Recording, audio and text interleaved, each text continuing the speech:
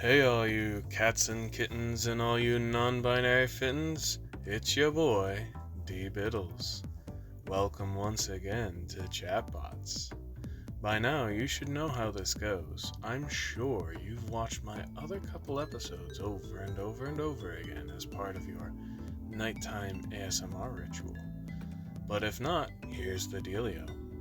The bots part of Chatbots consists of me putting together robot toys, while the chat part consists of me spilling out some sultry, dulcet musings about whatever I feel like, whether that be frivolous things to things a bit more important to the real world. And if you did watch my last episode, you know that we're on the not at all stale topic of live-action Hollywood adaptations of anime and manga. We covered why I think they have more potential than people like to give them credit for, and why the practice shouldn't be viewed with such hostility.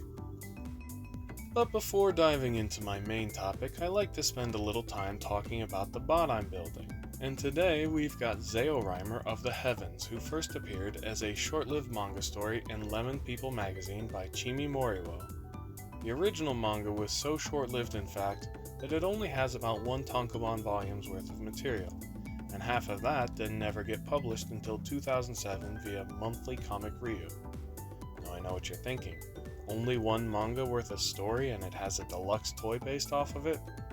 Well, funny you should mention.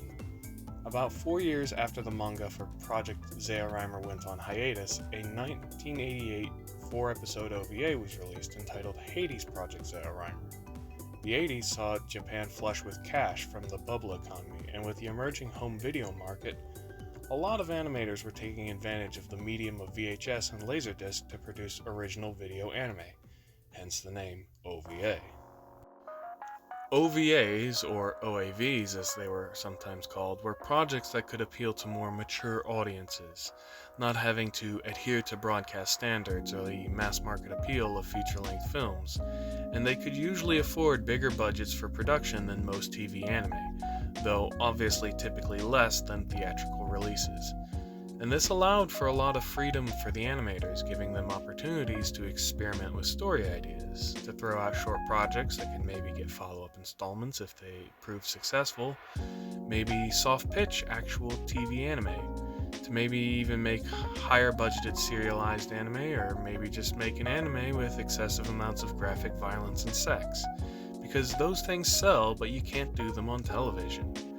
And a lot of all-time classic anime, the weird, the wild, the wonderful, and the what the fuck came out of this practice, like Golden Boy, Legend of the Galactic Heroes, Gunbuster, Patlabor, Urotsuki Doji, Bubblegum Crisis, Appleseed, Blood the Last Vampire, Battle Angel Alita, Tenchi Muyo, JoJo's Bizarre Adventure, and so many more. Okay, so what about Zeorymer? Well, there's honestly not much to say.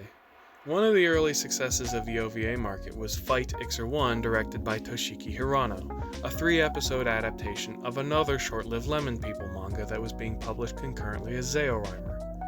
I presume the thinking was that since Hirano had been able to spin gold out of the thread from Ixer 1, then maybe he could do something similar with Zeorymer. That was probably the thinking, but in practice, Ixer 1 has a sort of B-movie charm to it.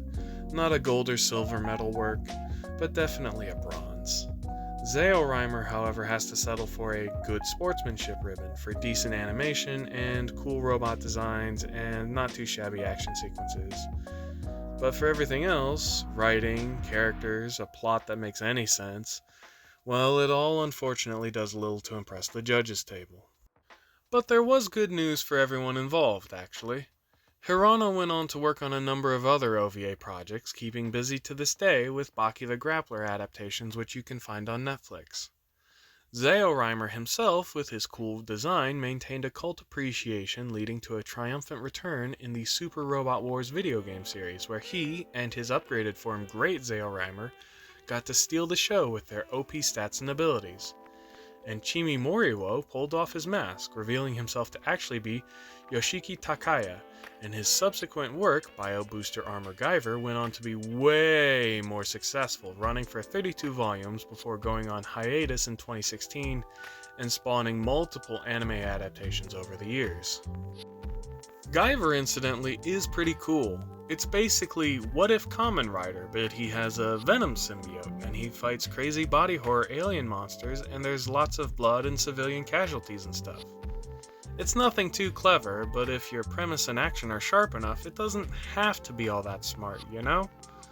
Sometimes all you really need is a dude who cuts a mean action figure, very messily putting his entire fist through a parade of giant bugmen who would also make for cool action figures. Evidently the guys at Studio Trigger thought so too, as my headcanon is that Kill la Kill is just Guyver but with themes of class consciousness and a big bucket full of horny dumped all over it. You know who else thought that was a pretty rad idea?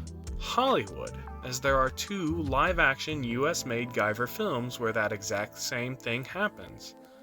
The first one even has Mark Hamill, that's right, Luke Skywalker himself, in a support role where he ends up turning into a giant Kafka-esque caterpillar. Again, not great films, but good for a substance-enhanced movie night with your buddies. I feel like I'm forgetting something. Something besides the fact that there's really not much to say about Zeorymer. Oh fuck, the rest of my video. Well, that talk about Guyver movies is a nice way to segue back into the main topic. A handful of other anime properties are slated to get the Hollywood treatment. Kotaku published a little listicle about a month and a half ago of upcoming projects that I figured I'd run through with you guys. Some of these are definitely on their way, some of them I hadn't even heard about, and some of these we might never see.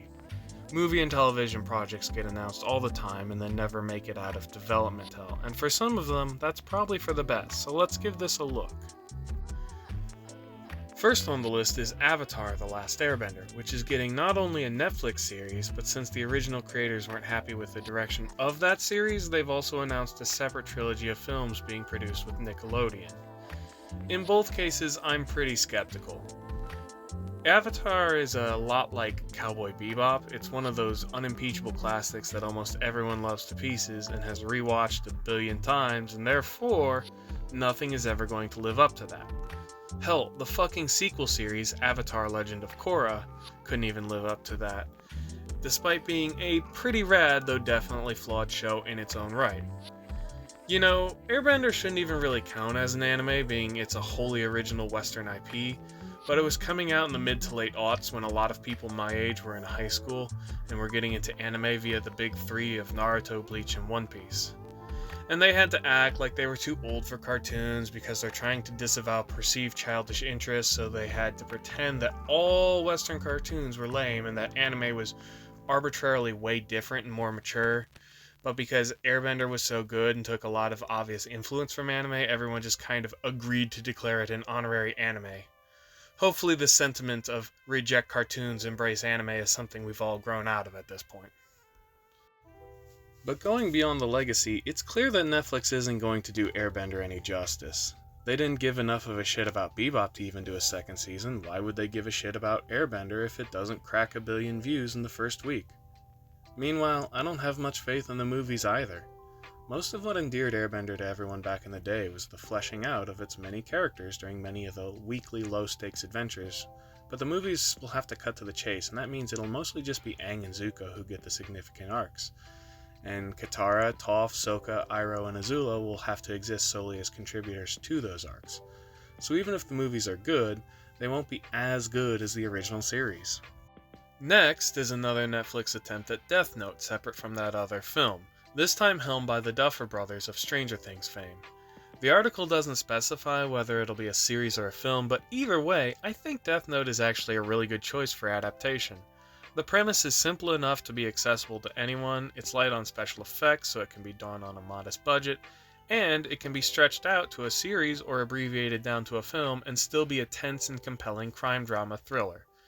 Additionally, the premise works independent of the original characters, so you can take the idea of a killer notebook and can apply it to a variety of casts and settings and use it to explore a lot of themes and ideas. That said, if they intend to have the protagonist be the one primarily using the Death Note, they can't be portrayed as the good guy.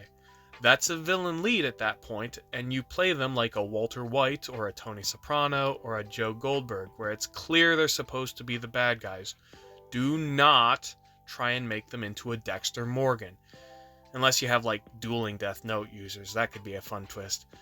Light Yagami is an edgelord with a messiah complex. He's not right. Get that notion completely out of your head.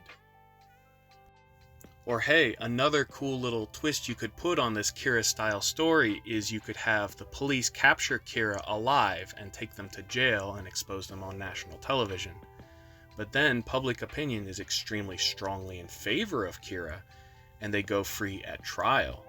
And you could have like a final episode or an ending sequence of them being like this Alex Jones, Andrew Tate, Donald Trump style influencer, where it's clear that they did maliciously do all the terrible things they're accused of. But there's enough devoted followers who will just hand wave away all their crimes because they like them so much. And even though they don't have the Death Note anymore, they can still kill anyone they like through acts of stochastic terrorism on like a podcast or something. Recent Batman comics are doing something similar with the character of Punchline, and it's very cool. But whether or not I have any faith in this particular project being done for Netflix and having the Duffers involved, I don't know, I'm kinda hesitant. Anyways, lot to cover, step lively now. Amazon is reportedly working on a Hellsing film, and now we really got something. I hadn't heard about this until reading this list, but if you had asked me to name some anime properties that I thought should be adapted to film, Hellsing would have been one of my first choices, if not my first. Hellsing is a very simple premise. I'll sum it up in 3 words. Vampires shoot Nazis. Tell me that isn't just perfect for a film.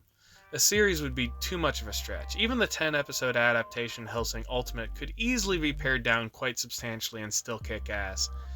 And apparently the screenwriter for John Wick is involved, and he's a big fan of Hellsing, so that's exactly who you want on a project like this.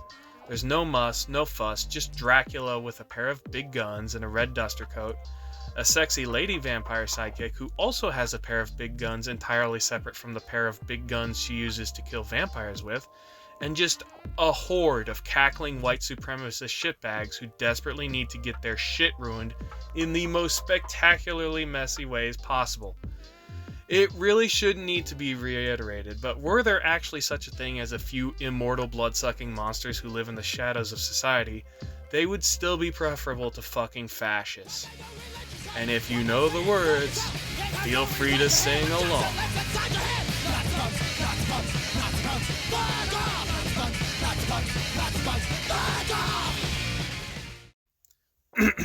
Anyways, back over to Netflix, where a Gundam film is in the works. It's reportedly a Universal Century story, and the director of Kong Skull Island is currently tied to it. And you know, I'm cautiously optimistic. A well-written film adaptation of the original series is possible. A trilogy of animated films abbreviating the 43-episode show is kind of what really pulled the franchise into the mainstream back in the day. But with just a single film, I wouldn't want them to try to adapt that work. That said, many subsequent Gundam things have been about separate concurrent narratives about totally different characters caught up in the same war within the same universe, and they have all been pretty cool. So if that's what this is, it could be similarly pretty cool. And before anyone mentions G-Savior, let's just try and remember that G-Savior was a late 90s Canadian made-for-TV movie produced by an independent studio featuring a bunch of actors whom almost no one has ever heard of. Of course it was going to be garbage. Like I said in my last episode, there's a lot of fans who just really need to get over this dumb shit that happened, because it's in the past. Netflix is also reportedly doing a film adaptation of My Hero Academia. Alright, so I've been advocating on behalf of anime adaptations, but here I have to throw up a great big caveat. About 90% of your favorite shonen battle anime are not going to translate well to adaptation. I'm sorry, they just aren't. Firstly, because their stories are usually too long and too involved with huge casts of characters and all kinds of wild lore and plot points that even a trilogy of films is not going to be enough to stuff them all into. And frankly, most movies shouldn't count on having sequels or fucking cinematic universes anyways. Make good, self-contained films, and if they do well, you might get lucky enough to sign a couple more pictures and can start building a broader story. But even if you hypothetically got a series and the producers were committed to telling the story to completion, you'd run into the other problem that most of them involve: lots of big, bombastic battles involving a variety of wild superpowers and costumes and props and sets, all of which are going to require a fuck ton of money. You know, the only reason the Arrowverse could do it, from what little I followed, was because they usually just take place in ordinary cities and use a lot less action and special effects and a lot more talky-talky back and forth and episodic plot structures. And do you think your typical DBZ devotee wants more of that? Fuck no. Not to mention the ugly precedent that Marvel Studios has been setting in how it treats its VFX staff. You know, those people in the VFX industry really need a union, because Disney and any other company really will absolutely never do the right thing on their own. As much as I love MHA, I don't have faith in this project. So while we're at it, I'll just apply this to a few other entries on this list. Namely, Naruto, Saint Seiya, presumably Tokyo Revengers. I haven't watched that, so I can't say for certain. And most especially One Piece, which already has visuals circulating for its forthcoming release. One Piece is especially an odd choice because not only is it one of the top 25 longest running manga series of all time, with over 100 volumes at present, and it's not even done yet, but the entire thing takes place in a variety of fantasy locales, so you can't just use everyday buildings and landscapes for much of it. And it's got very distinct cartoony visuals and very bizarre, wild character designs for the entire cast of thousands of characters, even the main crew, and most One Piece fans aren't even that hot on the anime, so what chance does a fucking Netflix show have? Saint Seiya, incidentally, has a 6-film plan with Sony? Which, okay, maybe that'll do the story justice. I haven't watched Saint Seiya, but like, what if the first couple movies don't see the returns you're looking for? Just because they say they want sequels doesn't mean sequels will happen. There is a couple trailers for the first Saint Seiya, aka Knights of the Zodiac, if you're curious. Doesn't look too shabby, but we'll see. Sean Bean and Famke Janssen are in it in supporting roles, for whatever that's worth, with Seiya himself being played by Makenyu, the son of Sony Chiba, and Makenyu is also apparently going to be playing Zoro in One Piece, so that's kinda cool. One of the trailers I looked at suggested this might even be out as early as late April, so mark your calendars. Sony, meanwhile, also has a One Punch Man film in the works, and this actually sounds pretty alright on paper. OPM has a bigger, longer story that I'm not even sure is done yet, but the premise is very strong, and since most of the story is just Saitama cluelessly bumbling through encounters, you could very easily make this a much shorter, self-contained story. You know, if you just adapted the first season of the anime into a film, the ending of that is big and bombastic enough to be a satisfying conclusion, even if you never got any sequels, and OPM is just such a crowd pleaser that I have complete confidence in this conceptually. The superhero setting is something that won't require much explanation to casual audiences, but the goofball twist is enough to bypass the superhero fatigue that many people are feeling. So, yeah, easy sell. Back over again to Netflix, another Pokemon project. Now, Detective Pikachu was the first time since I was in junior high that I've been excited for anything Pokemon related. And while it wasn't an amazing film, I still had fun with it. It very wisely presumed that the audience would just know what Pokemon was, and also smartly decided against trying to make some grand, sweeping Pokemon battling journey, and it instead focused on a murder mystery set in the Pokemon world, using all original human characters. Because I think I speak for all of us who were of age when Pokemania first hit the States, when I mentioned that there's a reason a lot of us stopped watching the Pokemon animated series all those years ago. And it's because watching Pokemon battles over and over and over with no grand plot beyond having a successful Pokemon battling career is actually kind of boring. So if they did something similar to Detective Pikachu with a self-contained story and some human characters doing something not too extravagant against the backdrop of a Pokemon society, that could work. Except that's probably not what they're doing, because this is apparently a series, and you know what that means. Probably just another grand sweeping Pokemon battling journey. Oh dear.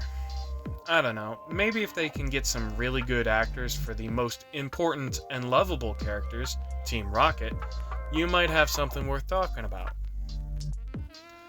Also, one of my personal grievances with Detective Pikachu was the lack of Pokemon variety on display in the movie. Aside from about 20 to 30 different Pokemon being used as plot set pieces or gags, a lot of the background Pokemon ended up being copy-pasted and then sparsely distributed throughout the film. And this makes sense. Trying to render all these little critters into the film is time-consuming enough, let alone trying to render hundreds of different ones all doing unique things in the background of every shot.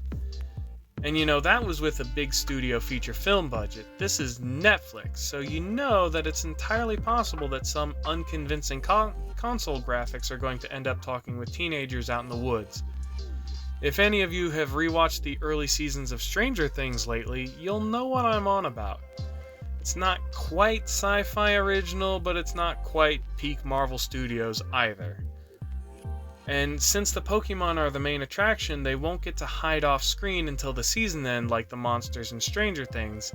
They're gonna have to be front and center from the jump in the studio sunlight for God and everyone to see. There might also be a sequel for Detective Pikachu in the works. Maybe? Also, here's a brief mention of the Netflix original Pokemon Concierge, which doesn't count because it's going to be animated. Next up, we have Steins Gate. No idea if that's going to be a film or a series. Steins Gate is a personal favorite and it has potential for adaptation, but I'm pretty wary. A film is too abrupt. A common criticism of the series is that it's pretty slow at the beginning, but I'd argue that that's time well spent. There needs to be time for you to take in the characters and get sucked into their individual struggles before the midpoint when the sucker punch happens, and then the heartbreak for the protagonist having to undo everything he did thus far on behalf of those characters. Not to mention, the protagonist himself has a pretty big arc too that needs to be handled very carefully and deliberately. But if you go the series route, again, Netflix is going to want it to be set up to last longer than just 1 or 2 seasons, even if it never gets past that first season. And like Bebop, Steins Gate has a very deliberate ending with roughly as many episodes to it. If this was an adaptation by someone other than Netflix, maybe, but I sadly don't have much faith in this one. There's also plans for a Sword Art Online series, and I need you to hear me out on this one. A remake of SAO might be the best thing you could ever hope for this particular franchise, short of it just going away forever. For the uninitiated, SAO is a series of light novels that got adapted to a manga and then an anime where a bunch of people log into a virtual reality style World of Warcraft game on launch day, only for the creator of the game to reveal that he's gone mad and booby-trapped the game, trapping everyone inside the game world until the game is beaten, and anyone who dies in the game, their VR headset kills them in real life. Also, any attempt on the outside to remove the helmet also kills the player. The series became very popular and successful and is credited as having codified what has come to be known as the isekai or in another world subgenre of modern anime.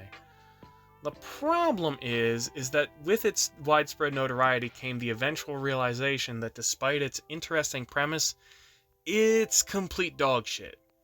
It's kind of like the Twilight of anime, where there's a bunch of people who love it and it therefore continues to get sequels and spin-offs because of this immense success. But there's also a bunch of people who dislike it, but because it's popular enough to be a big thing, everyone who dislikes it has to do so very loudly and exaggeratedly. Anyways, an adaptation might be the perfect opportunity to work out all the kinks on this series, because there is cool stuff that could be done with this premise. If the main character wasn't so boring but overly competent. If the side characters were better developed and were actual characters rather than props for the hero.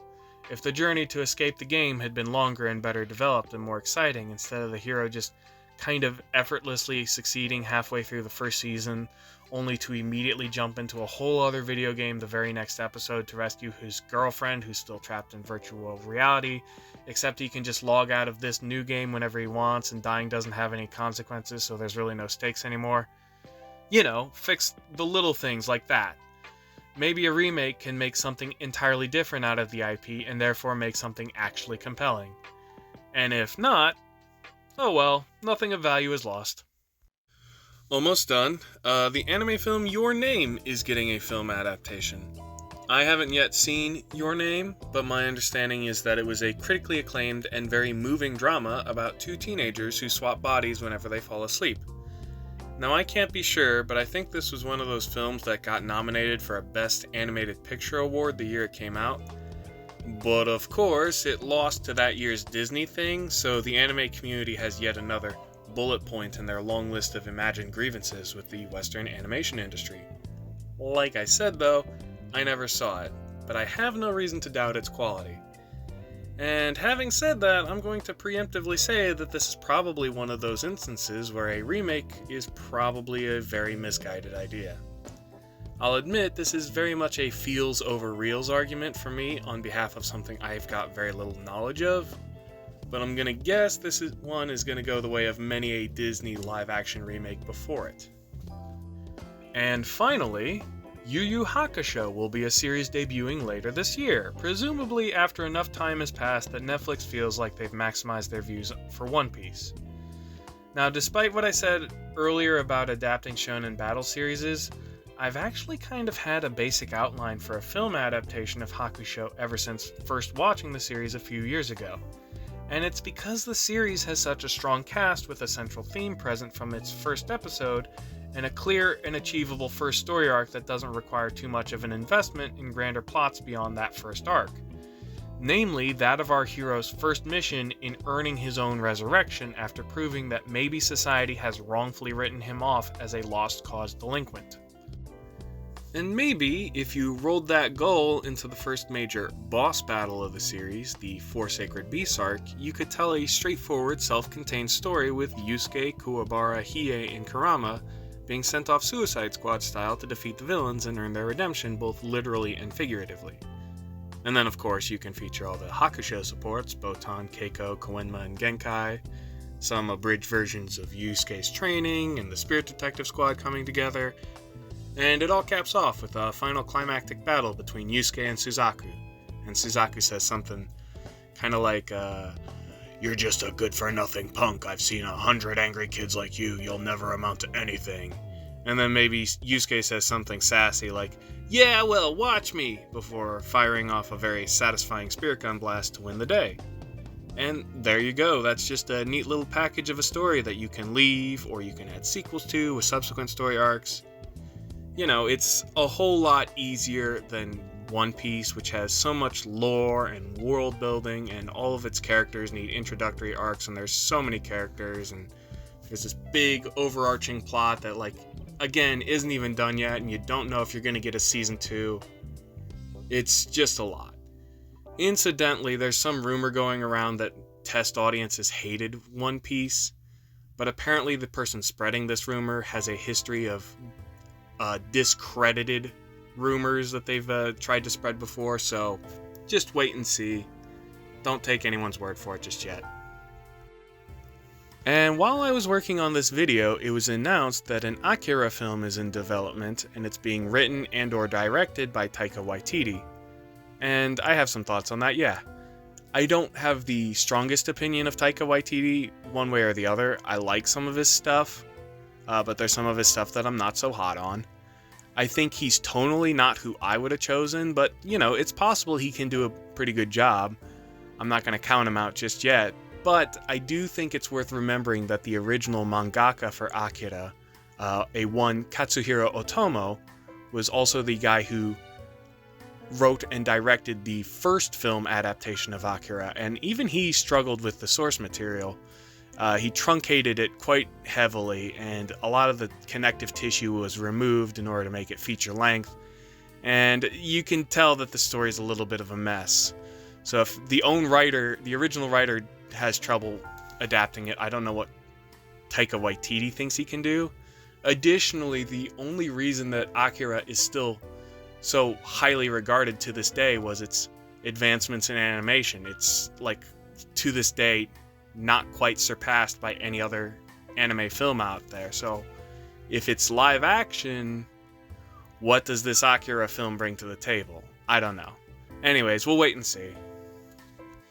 Anyways, I could be totally wrong in my analysis of any or all of the above. Maybe some of them will be better than I anticipate, maybe some will be way worse, maybe a lot of them will never even happen. Obviously, One Piece, Avatar, Knights of the Zodiac, and Hakusho are all inevitable, but the rest may never even come out. Only time will tell. But I know what you're thinking.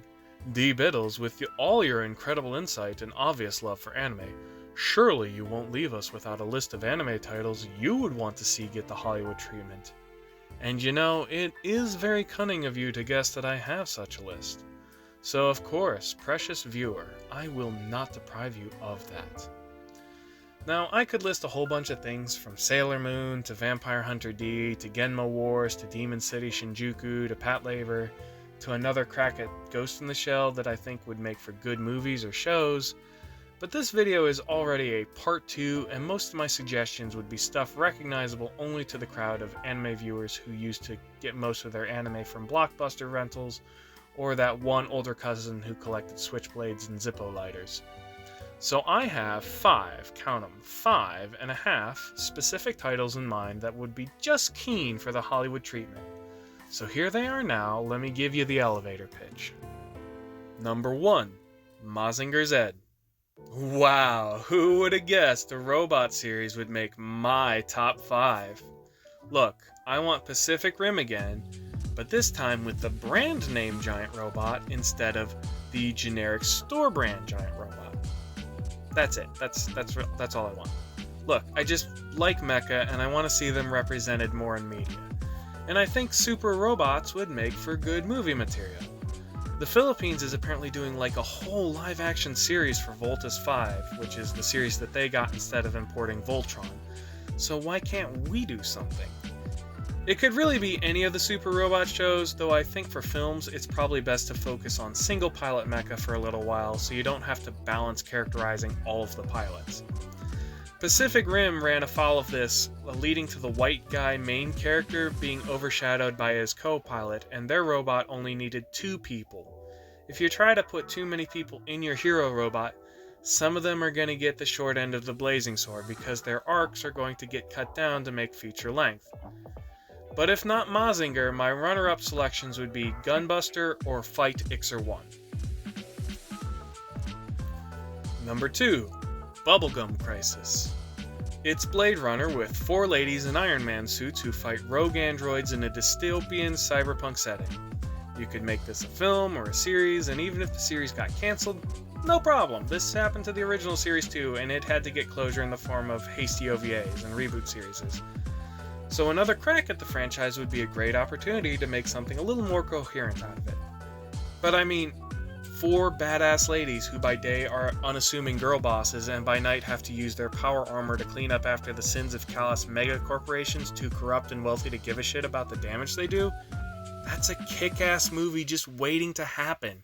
It's an easy premise, but it is heavy on special effects, and I'd personally advocate for practical effects suits like the first couple of Iron Man movies if you were going to do it. Number 3, Dirty Pair. Okay, so keep the sci-fi setting and the badass ladies, but now there's only 2 women with contrasting personalities, and you give them hot pants, midriffs, and go-go boots instead of power armor. And rather than being vigilantes, these are neutral good aligned mercenaries who always get results, but usually cause a lot of unintended collateral damage along the way. There are some bickering best friends in space bikinis who are handy with laser guns and like fighting almost as much as they like flirting with hunky dudes. Most of their early adventures were episodic too, so you can adapt any old story or create a new story using the characters, and if it's a hit, it can easily spin off into other media. Again, series or movie, your call, but good chemistry between the 2 leads is a must. Number 4, Space Pirate Captain Harlock.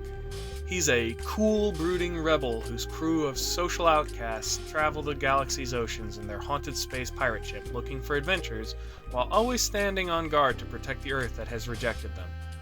The important thing for this one is that while the title character is the central figure, he must be introduced and understood from the perspective of characters around him, namely a young newcomer who can act as audience surrogate and a cunning adversary who develops a begrudging respect for the eponymous captain. Harlock has a noble mystique to him that will require not treating him like a standard action hero, but like something more of an ideal. He's an anarchist. He has nothing but contempt for accumulating wealth or needless decadence. He's a captain, but he rejects authority, and his crew are free to leave whenever they wish. His only demand is that they be true to their own individual ideals and principles, and therefore his crewmates are more of a commune of like-minded individuals who exist outside of state or capital interests. And you know, there's lasers and spaceships and aliens and stuff. Number 5. The Slayers. So you know how there's all these TV shows and movies now where they're doing the smart-ass, genre-savvy, self-aware genre show thing? You know, like Star Trek Lower Decks, The Orville, Rick and Morty, Legend of Vox Machina, Disenchantment, D&D Honor Among Thieves. This is that.